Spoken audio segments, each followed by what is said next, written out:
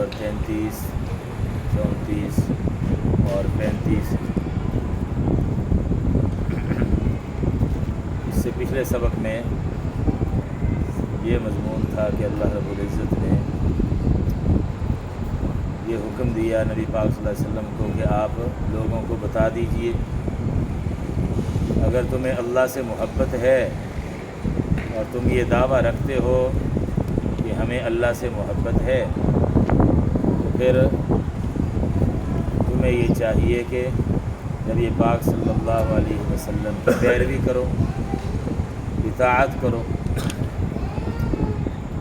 اب آگے یہ جو آیات ہیں ان میں چند اللہ پاک کے جلیل القدر پیغمبروں کا ذکر ہے، اور اس لحاظ سے بھی ذکر ہے کہ اللہ رب العزت کے چند محب اور محبوب بندے یہ بھی تھے، اور انہوں نے بھی یہی تعلیم دی اپنے اپنے زمانے میں اپنی اپنی امت کو، اپنی اپنی قوم کو، جو نبی پاک صلی اللہ علیہ وسلم نے آخری پیغمبر نے تعلیم دی۔ ان میں سے جو ماضی قریب میں گزرے ہمارے نبی صلی اللہ علیہ وسلم سے پہلے وہ حضرت عیسیٰ علیہ السلام ہیں۔ تو اب آگے اس تفصیل کے ساتھ ان کا تذکرہ آئے گا کئی آیات میں۔ یہ گویا اس کی بھی تمہید ہے کہ حضرت عیسیٰ علیہ السلام کی جو والدہ تھی حضرت مریم، پہلے ان کی پیدائش کا ذکر آئے گا آگے آیات میں، اور پھر اس کے بعد حضرت عیسیٰ علیہ السلام کی ولادت کا ذکر آئے گا، پھر حضرت عیسیٰ علیہ السلام کو اللہ نے جو معجزات عطا فرمائے اس کا ذکر آئے گا۔ اور ان سب باتوں سے مقصد یہ ہے کہ یہ ساری کمال کی باتیں ہیں۔ حضرت عیسیٰ علیہ السلام کو جو معجزات دیے، ان کی والدہ کی جو کرامات ہیں حضرت مریم سلام اللہ علیہا، آگے ذکر آئے گا انشاءاللہ۔ یہ موسم پھل اللہ پاک نے ان کو عطا فرمائے بند کمرے میں، یہ ان کی کرامت تھی حضرت۔ تو بتانا یہ مقصود ہے کہ یہ سب کچھ اللہ کی طرف سے تھا، یہ اس لیے نہیں ہے کہ حضرت عیسیٰ علیہ السلام خود خدا ہیں نعوذ باللہ، یا خدا کے بیٹے ہیں اس لیے یہ معجزات اور عجیب چیزیں ان سے ظاہر ہوئیں، بلکہ اللہ نے ان کو منتخب کیا تھا۔ جس طرح ان سے پہلے حضرت آدم علیہ السلام سے لے کر کئی اللہ پاک نے سارے نبیوں کو ہی اللہ نے منتخب کر کے بھیجا ہے اور معجزات عطا فرمائے ہیں، اسی طرح حضرت عیسیٰ علیہ السلام کو اللہ پاک نے معجزات عطا فرمائے ہیں۔ تو اس لیے اس میں کوئی ان کی الوہیت کی کوئی دلیل نہیں ہے، اس کا یہ مطلب نہیں کہ ان کے معجزات کو دیکھ کے ان کو نعوذ باللہ خدا مان لو یا خدا کا بیٹا مان لو، تو ایسی کوئی اس میں دلیل موجود نہیں ہے۔ ترجمہ دیکھ لیں پھر آگے اس بارے میں بات کریں۔ ان اللہ اصطفیٰ، بے شک اللہ نے چن لیا یا منتخب کر لیا۔ اصطفیٰ فی الماضی کا لفظ ہے، منتخب کرنا، چن لینا۔ اس کو آدم، حضرت آدم علیہ السلام کو، و نوحًا اور حضرت نوح علیہ السلام کو، و آل ابراہیم، آل کا معنی اولاد، اور ابراہیم علیہ السلام کی اولاد کو، و آل عمران اور حضرت عمران کی اولاد کو۔ یہ چن لیا سب کے ساتھ ہی یہ لفظ لگ رہا ہے، چن لیا آدم علیہ السلام کو، چن لیا نوح علیہ السلام کو، چن لیا ابراہیم علیہ السلام کی اولاد کو، چن لیا حضرت عمران کی اولاد کو، علی العالمین، تمام جہانوں پر یا تمام جہان والوں پر۔ مطلب یہ ہے کہ اللہ پاک نے ان کو چن چن کے منتخب کر کے نبوت کے مقام پر فائز کیا۔ اپنی کوشش سے کوئی بھی آدمی نبوت حاصل نہیں کر سکتا، یہ اللہ کی طرف سے انتخاب ہے۔ اللہ جس کو چاہتا ہے نبوت کی کرسی پر بٹھا دیتا ہے، اس لیے کہا جاتا ہے یہ اصطفائی مقام ہے، ارتقائی مقام نہیں۔ علمی بولی میں اس کو جو کہہ دیتے ہیں استفائی، اسی سے استفاء، یہ مصدر استفاء، اس کا معنی چن لینا، منتخب کر لینا۔ تو نبوت یہ اصطفائی مقام ہے، ارتقائی مقام نہیں۔ ایسا نہیں ہے کہ کوئی آدمی محنت کر کے ترقی کر کے نبوت تک پہنچ جائے، تو ایسا نہیں۔ اللہ جس کو چاہتے ہیں منتخب کرتے ہیں اور نبوت عطا فرما دیتے ہیں۔ اب یہ تو مشہور پیغمبر ہیں، چند پیغمبروں کا ذکر کیا۔ چونکہ اہل کتاب اور خاص طور پر عیسائیوں کے سلسلے میں گفتگو چل رہی ہے، اور میں نے بتایا تھا نا کہ نجران کا وفد آیا تھا، جی حضور پاک صلی اللہ علیہ وسلم سے گفتگو ہوئی تھی، تو یہ ساری شروع کی جو آیات ہیں اس میں زیادہ تر انہی کے متعلق باتیں ہیں، عیسائیوں کے متعلق اور کچھ یہودیوں کے متعلق۔ تو یہ وہ پیغمبر ہیں جن کو یہودی بھی مانتے ہیں، عیسائی بھی مانتے ہیں۔ حضرت آدم علیہ السلام، نوح علیہ السلام، ابراہیم علیہ السلام، حضرت عمران، ابراہیم علیہ السلام کی اولاد، اس سے مراد کون ہے؟ حضرت ابراہیم علیہ السلام کے بیٹے تھے حضرت اسحاق علیہ السلام، وہ بھی اللہ کے نبی تھے، اور حضرت اسماعیل علیہ السلام وہ بھی اللہ کے نبی تھے۔ پھر حضرت اسحاق علیہ السلام کے آگے بیٹے حضرت یعقوب علیہ السلام، وہ بھی اللہ کے نبی تھے۔ آگے پھر ان کے 12 بیٹے، بنی اسرائیل، آگے اولاد بنی اسرائیل سے نسل چلی، تو بنی اسرائیل میں پھر بہت سے پیغمبر آئے، تو یہ سارے ظاہر ہے کہ ابراہیم علیہ السلام کی اولاد میں سے ہی تھے نا۔ اور ہمارے پیارے نبی صلی اللہ علیہ وسلم بھی حضرت ابراہیم علیہ السلام کی اولاد میں سے، کیونکہ اسماعیل علیہ السلام کی نسل میں سے ہمارے نبی صلی اللہ علیہ وسلم بھی حضرت ابراہیم علیہ السلام کی اولاد میں سے ہو گئے۔ اس لحاظ سے آل ابراہیم میں یہ سارے جتنے بھی بعد میں نبی آئے ہیں بنی اسرائیل میں، اور ہمارے نبی صلی اللہ علیہ وسلم، یہ سارے ابراہیم علیہ السلام کی اولاد میں شامل ہیں۔ آگے خاص طور پر آل عمران، عمران کی اولاد، ایک تو عمران حضرت موسیٰ علیہ السلام کے والد کا بھی نام تھا، حضرت موسیٰ علیہ السلام کے والد کا نام۔ اگر وہ عمران مراد لیے جائیں تو پھر اس کا مطلب ہوگا عمران کی اولاد یعنی حضرت موسیٰ علیہ السلام، وہ اس سے مراد ہوں گے اللہ کے نبی۔ اور عمران جو تھا وہ حضرت مریم کے والد کا نام بھی تھا، یعنی حضرت عیسیٰ علیہ السلام کے نانا جان کا نام بھی عمران تھا، حضرت مریم کے والد صاحب کا نام عمران تھا۔ تو وہ اگر مراد لیں، اور زیادہ مفسرین کی رائے یہی ہے کہ یہاں وہی مراد ہے، کیونکہ آگے عیسیٰ علیہ السلام کا اور حضرت مریم سلام اللہ علیہ ان کا ذکر آگے آ رہا ہے، کئی آیات میں آئے گا، تو یہ بطور تمہید کے یہاں اس میں اشارتاً ہے، اور آگے تفصیل سے ان کا ذکر آ رہا ہے۔ تو زیادہ مفسرین یہ فرماتے ہیں کہ اس میں بھی یہ عمران سے حضرت مریم کے جو والد صاحب تھے وہ مراد ہیں۔ تو حضرت مریم کے والد اگر مراد ہوں تو اعلیٰ عمران سے مراد کون ہوں گے؟ آگے جو ان کے نواسے اللہ کے نبی بنے یعنی حضرت عیسیٰ علیہ السلام، وہ مراد ہوں گے، کیونکہ وہ بھی انہی کی اولاد میں سے نا۔ تو ان کی بیٹی تھی حضرت مریم، حضرت مریم سے پھر اللہ پاک نے حضرت عیسیٰ علیہ السلام کو پیدا کیا اور نبوت عطا فرمائی، اس لیے اعلیٰ عمران میں حضرت عیسیٰ علیہ السلام اس میں مراد ہے۔ موسیٰ علیہ السلام بھی مراد ہو سکتے ہیں، عیسیٰ علیہ السلام بھی مراد ہو سکتے ہیں، یہ لفظ دونوں کے لیے بولا جا سکتا ہے۔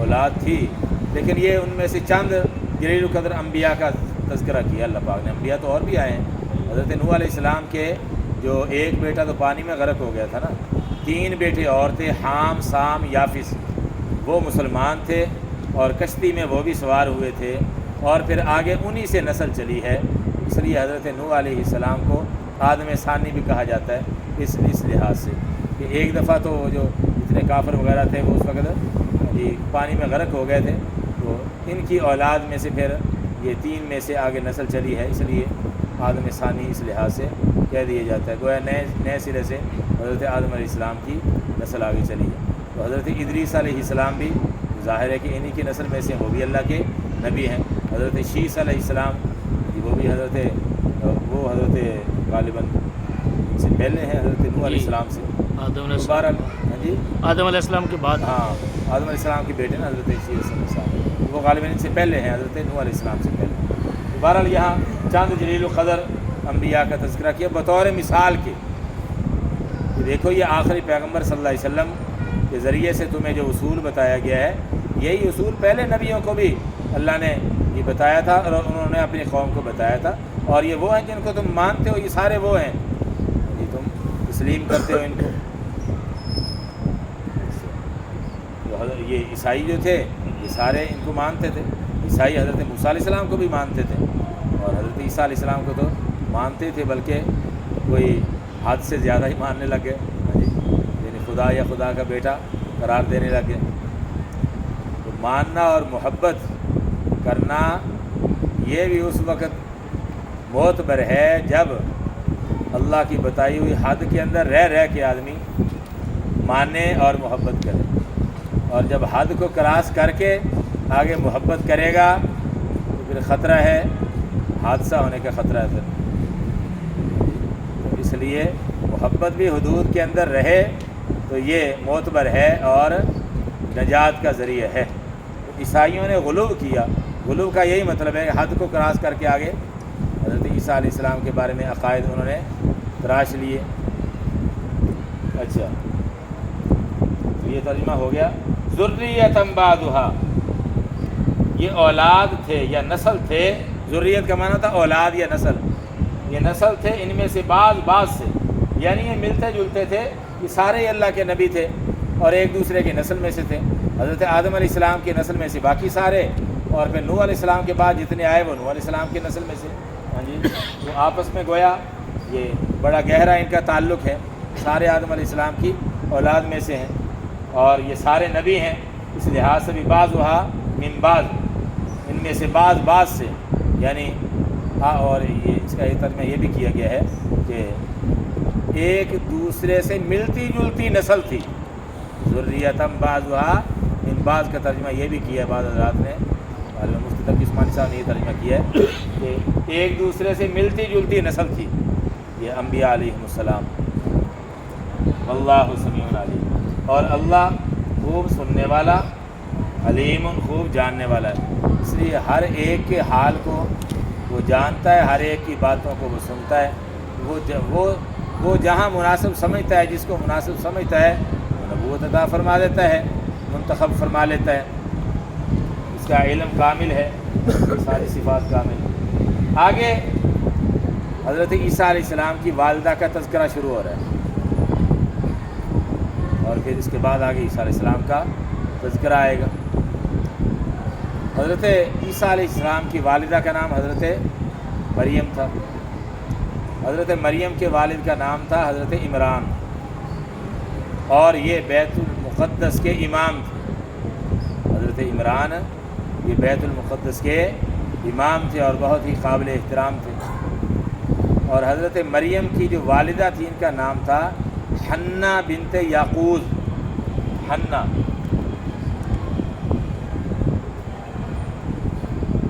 بنت یعقوب، حضرت عمران کی اہلیہ اور حضرت مریم کی والدہ محترمہ۔ اب ہوا یہ کہ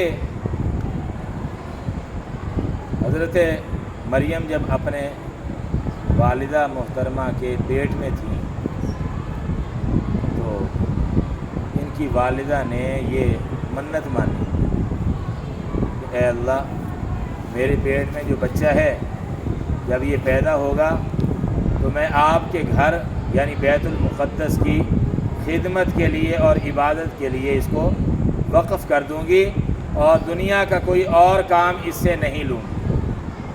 دوسری شریعتوں میں عبادت کا ایک طریقہ یہ بھی رہا ہے کہ کسی نہ کسی بچے کو بالکل اللہ کے گھر کی خدمت اور عبادت کے لیے وقف کر دیتے اور دوسرا دنیا کا کوئی کام نہ لیتے۔ اب یہ اپنے والدہ کے پیٹ میں تھیں حضرت مریم، اسی حالت میں ان کے والد صاحب حضرت عمران وہ فوت ہو گئے۔ اب ان کی والدہ نے یہ منت ماننے کے اور دل میں ان کے یہ تھا کہ بیٹا ہوگا، اس دور میں الٹرا ساؤنڈ تو تھا نہیں، آج کل تو پہلے ہی پتہ چلا لیتے ہیں، تو دل میں یہ تھا، خواہش یہ تھی کہ اللہ پاک بیٹا دیں گے تو میں اس کو بیت المقدس کی خدمت اور عبادت کے لیے وقف کروں گی، اس لیے یہ نظر مان لی، منت مان لی۔ اب حمل کی حالت میں شوہر ان کی حضرت عمران کا انتقال ہو گیا، تو جب ولادت ہوئی، حضرت مریم پیدا ہوئی، تو یہ بچی تھی اور منت انہوں نے مانی تھی کہ جو بچہ پیدا ہوگا وہ میں اللہ کے گھر کی خدمت کے لیے وقف کروں گی۔ اب جب بچی پیدا ہوئی تو اب پریشان سی ہو گئی اور اللہ پاک سے یہ عرض کیا کہ اللہ میں نے تو یہ منت مانی تھی، لیکن اب یہ تو بچی پیدا ہو گئی ہے۔ اللہ رب العزت آگے اگلی آیات میں آئے گا، تو اللہ رب العزت نے فرمایا کہ جو بچہ تم مانگ رہی تھی، چاہ رہی تھی، یہ بچی اتنی مقدر والی ہے، عظمت والی ہے، اگر بچہ ہوتا تو وہ اتنی فضیلت والا نہ ہوتا جتنی یہ اللہ کی مقبول ہے، اور اللہ رب العزت نے ان کو خصوصیات اور مقبولیات عطا فرمائی، اتنی بچے کو نہ ملتی۔ لیس الذکر کالانثی، وہ بچہ اس بچے کی طرح نہ ہوتا۔ بہرحال یہ پیدا ہوئی تو اب ان کی پرورش کا معاملہ تھا، بیت المقدس میں لے گئیں اور وہاں حضرت زکریا علیہ السلام تھے، اللہ کے نبی، وہ ان کے خالو تھے، حضرت مریم کے خالو تھے، ان کی والدہ حضرت زکریا کے، ان کی والدہ کی بہن حضرت زکریا کے گھر میں تھی، تو یہ حضرت زکریا ان کے خالو ہو گئے۔ تو اب جب ان کی والدہ لے گئی بیت المقدس میں، جو وہاں مجاور تھے، خدمت گزار تھے، عبادت گزار تھے، ہر ایک کی خواہش یہی تھی کہ یہ بڑی قسمت والی مقدر والی بچی ہے، اس کی پرورش کرنے کا اور اس کی خدمت کرنے کا موقع مجھے ملے۔ اور حضرت زکریا علیہ السلام کہنے لگے کہ چونکہ میرے گھر میں اس بچی کی خالہ ہے اور خالہ ماں کی طرح ہی ہوتی ہے، لہذا مجھے یہ بچی ملنی چاہیے خدمت اور پرورش کے لیے، میرا زیادہ حق ہے۔ تو یوں اختلاف جب ہوا تو پھر اللہ رب العزت کی طرف سے قرہ اندازی کا حکم ہوا، قرہ اندازی ہوئی، اور قرہ اندازی بھی عجیب طریقے سے ہوئی۔ حکم ہوا کہ قلموں پر نشان لگا کے ہر ایک اپنا اپنا قلم پانی میں ڈالے۔ اب پانی بہہ رہا ہے، جس کا قلم الٹے سمت چل پڑے گا اس کا قرہ کامیاب ہو جائے گا۔ چنانچہ چلتے ہوئے پانی میں قرہ ڈالے قلم، تو حضرت زکریا علیہ السلام کا قلم جو تھا وہ الٹا چل پڑا اور ان کا قرہ نکل آیا، اس لیے یہ بچی پھر ان کے حوالے ہوئی۔ تو بیت المقدس کے جو حجرے کمرے بنے ہوئے تھے مختلف، ان میں سے ایک کمرہ اس بچی کے لیے خاص کر لیا گیا اور اس کمرے کے اندر ان کو رکھا گیا۔ حضرت زکریا علیہ السلام کمرہ بند کر کے جاتے، جب آتے تو اس میں بے موسم پھل پڑے ہوتے۔ یہ بڑی ہوئی اور بڑی تیزی سے بڑی ہیں حضرت مریم، ان کی پرورش بھی اللہ رب العزت کی قدرت سے جلدی ہوئی ہے، بڑی تیز رفتاری سے، اور کچھ بڑی ہوئی ہیں، ظاہر ہے پھل کھانے کے قابل ہوئی ہوں گی تو پھل آئے ہوں گے نا، دودھ پیتے بچے کے لیے تو پھل نہیں آتے نا، بڑی ہوئی ہیں، اس کمرے میں رہتی تھی۔ تو جب حضرت زکریا علیہ السلام آتے، کمرہ کھولتے تو اندر بے موسم پھل پڑے ہوتے۔ انہوں نے پوچھا کہ بیٹی یہ کہاں سے؟ حضرت مریم فرمانے لگی کہ یہ اللہ کی طرف سے۔ اب حضرت زکریا علیہ السلام کی ابھی تک اپنی اولاد نہیں تھی، بڑھاپے کی عمر کو پہنچ گئے تھے، بیوی بھی بانجھ تھی، بڑھاپے کی عمر میں تھی، اور خود بھی بڑی عمر ہو چکی تھی۔ اب جب دیکھا کہ بچی کے پاس بے موسم پھل آ رہے ہیں اور یہ اللہ کی قدرت سے ہیں، تو دھیان اس طرف چلا گیا کہ جو رب اس بچی کو بے موسم پھل دے سکتا ہے تو مجھے بھی بے موسم پھل دے سکتا ہے، یعنی بڑھاپے کی عمر میں مجھے بھی اللہ پاک اولاد عطا فرما سکتا ہے، تو اللہ کے لیے تو کوئی مشکل نہیں۔ اس لیے پھر حضرت زکریا علیہ السلام نے دعا فرمائی اللہ پاک سے، اس کا ذکر انشاءاللہ آگے آئے گا۔ تو یہ تمہید کے طور پر یہاں ذکر مختصر۔ اذ قالت امرأۃ عمران، اذ یہ میں بتا چکا ہوں، ایسے موقع پر اذکر فعل محذوف ہوتا ہے، یہاں چھپا ہوتا ہے، یاد کیجئے یا یاد رکھیے یہ بات جب کہا حضرت عمران کی بیوی نے، عمران کا معنی بیوی، حضرت عمران کی بیوی نے، نام کیا تھا جی؟ حنہ بنت یعقوب۔ جب کہا حضرت عمران کی بیوی نے ربی یا ربی، میں بتا چکا ہوں نا ایسے موقع پر یا یہاں چھپا ہوتا ہے، یار اے میرے پروردگار، انی نظرت، بے شک میں نے نظر مانی، منت مانی ہے. منت یہ جو نظر ہے نا یہ زال کے ساتھ لوگوں نے لکھا ہوتا ہے نظر اللہ تو نیاز حسین، اور نظر بھی دعا کے ساتھ لکھا ہوتا ہے. ایسے علم کے سمندر ہیں ہاں جی، جو عقیدے کے لحاظ سے تو غلط استعمال کرتے ہی ہیں، لفظ میں صحیح نہیں لکھ سکتے. تو نظر اس طرح سے نون زال کے ساتھ یہ نظر، اور جو دعا ہے نا توا دعا، اس کا معنی یہ نگاہ، دیکھنا. انی نظر تو، بے شک میں نے منت مانی، لکا آپ کے لیے. اللہ پاک سے عرض کر رہی ہیں لکا، کس چیز کی منت؟ ما اسم موصول جی، اس چیز کی، فی بطنی جو میرے پیٹ میں ہے. بطن کا معنی پیٹ. محررن کہ وہ آزاد ہوگا، یعنی دنیا کے کاموں سے آزاد ہوگا، دنیا کا کوئی اور کام اس سے نہیں لیں گے ہم. اللہ کی عبادت اور خدمت کے لیے، بیت المقدس کی خدمت کے لیے وہ وقف ہوگا. محررن آزاد ہوگا، اصل لفظی ترجمہ اس کا ہے محررن آزاد کیا ہوا، یعنی اس کو ہم آزاد کر دیں گے دنیا کے کاموں سے. جو بیٹا آپ جی عطا فرمائیں گے جو میرے پیٹ میں ہے، جب یہ پیدا ہوگا تو اس کو آزاد کر دیں گے آپ کی عبادت اور آپ کے گھر کی خدمت کے لیے. فتقبل، پس قبول کر دیجئے. فا کا معنی پس، تقبل قبول کر لیجئے، منی میری طرف سے. انک انت السمیع العلیم، بے شک آپ، لفظی ترجمہ تو ادب کے لیے ترجمہ کر لیں، اللہ پاک سے عرض کر رہی ہیں نا. انکا بے شک آپ، انت آپ ہی، مزید تاکید کے لیے، بے شک آپ ہی، السمیع العلیم، خوب سننے والے، خوب جاننے والے. تو اس کو ترجمہ تاکید کے ساتھ یوں بھی کر سکتے ہیں، بے شک آپ ہی اور آپ ہی، یا بے شک آپ اور آپ، صرف آپ سننے والے، خوب سننے والے، خوب جاننے والے ہیں. دعاؤں کو سنتے بھی ہیں، ہر ایک کے حالات کو، ظاہری حالات کو بھی جانتے ہیں، باطنی حالات کو بھی جانتے ہیں. اللہ پاک ہمیں عمل کی الحمدللہ رب العالمین، والصلاۃ والسلام علی رسول الکریم. ربنا آتنا فی الدنیا حسنۃ وفی الآخرۃ حسنۃ وقنا عذاب النار. ربنا اغفر لنا ذنوبنا واسرافنا فی امرنا وثبت اقدامنا وانصرنا علی القوم الکافرین. یا مقلب القلوب ثبت قلوبنا علی دینک. صلی اللہ تعالی علی خیر خلقہ محمد وآلہ واصحابہ اجمعین. آمین برحمتک یا رحمن.